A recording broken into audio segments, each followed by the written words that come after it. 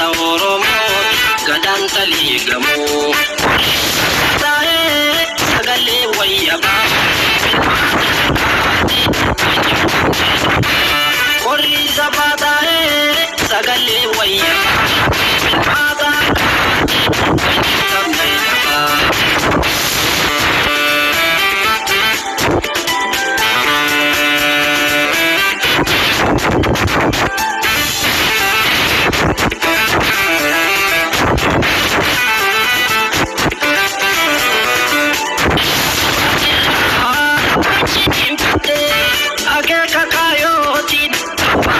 dalate abate lubu arsalate undil manaya irabum natane almanaromi orat awoti chala oromo tiwa gachana tiwa bon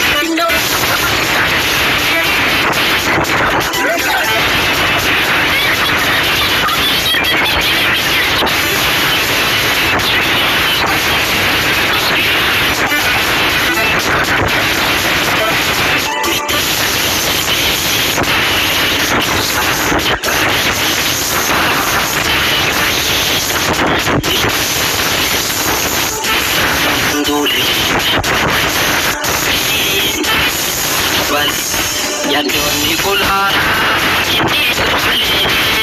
itinu abon tuak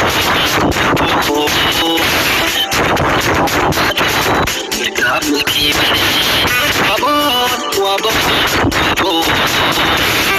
boni kumbat boni kumbat tu pacamali Badamali, Bombadu, Kamiki, Yomonji,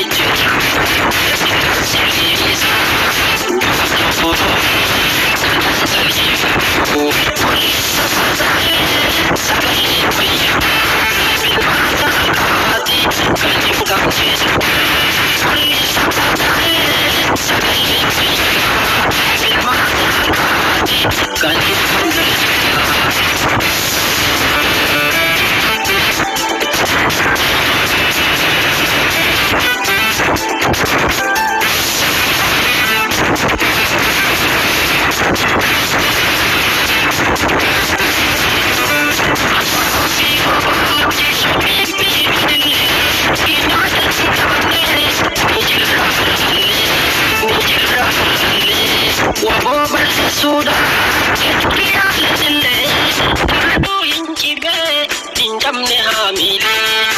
jamne hamile duba bakat dewa kapsuara gote opsite tasgese rakovi gidira makage soni tite rakovi gidira makage din wapo soni tite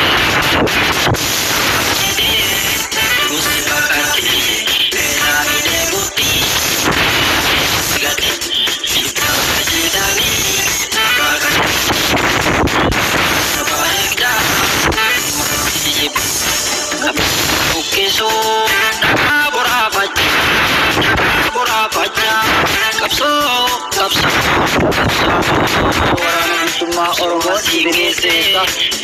bernolet untuk inabaratan wali ani dandi elemu resi kacan motormo goti warana bitumma ormo sangi lalisa arjato tawarana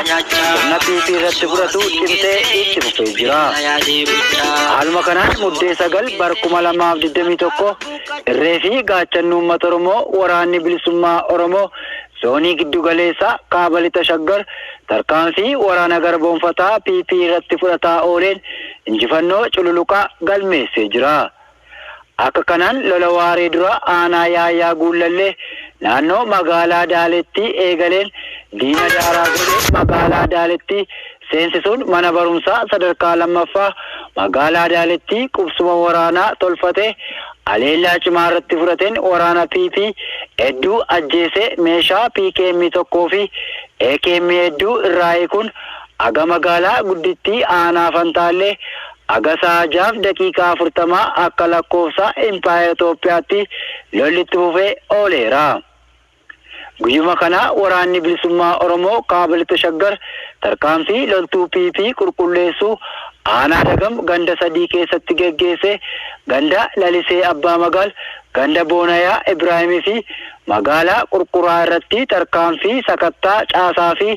waraana PP qulqulleessuu fudhateen hidhattoota sirna PP hedduu boojuun meeshaa AKM 60 ol galii qabsoo bilisummaa Oromoof taasisee jira.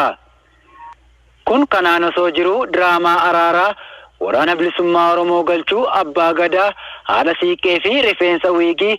yuunifoormii fi kopheen aanaa Dagamitti qophaa'aa jiraachuu gootichi waraana bilisummaa Oromoo woboon bira ga'ee jira. Kanaaf uummati keenya diraamaa PP'n raawwachuuf qophaa'aa jirtu kana akka hubattan dursinee hubachiifna. Akeekni diraamaa kana uummata keenya aamilee cabsuu fi lola muddaa mootummaan PP keessa seentee jirturraa uummata Oromoo fi uummata addunyaa tasgabbeessuu akkuma amala isaanii afaan fajjii uumuuf waan ta'eef uummati keenya beektanii akka dura dhaabbattan ajajaan waraana bilisummaa Oromoo giddugaleessa Oromiyaa dhaamsa dabarsee jira. Irreefi gaachannuu uummata Oromoo waraanni bilisummaa Oromoo tarkaanfii waraana garboonfataa PP irratti fudhatu itti fufuun gootichi waraana bilisummaa Oromoo zoonii Bahaa keessa socho'u godina Harargee Bahaa aanaa Cinaaksan Araddaa Kooraa Daawwee iddoo Bubbee jedhamtutti lola guyyaa gaafa roobii muddee 7 bara 2021 sa'a 5 daqiiqaa 25 akka lakkoofsa Empaayireetti irratti geggeeffameen irreefi gaachannuu uummata Oromoo waraanni bilisummaa Oromoo tarkaanfii ilaalessaa fudhateen battalatti 7 ajjeesee 12 madoon kan adabe yoo ta'u meeshaalee waraanaa kilaashii AKM 6 boombii F1 2 fi gumbii qawwee 5 rasaasa 400 dugda diinaaraa hiikuun galii mooraa qabsoo bilisummaa Oromoof oolchanii jiraachuu ajajaan waraana bilisummaa Oromoo zoonii Bahaa beeksisee jira. Hanga mirga abbaa biyyummaa Oromoo mirkanaa'utti dhukaasni afaan qawwee woboo keessaa bahu hin dhaabbatu. Injifannoon uummata Oromoof horaa bulaa eebanaa.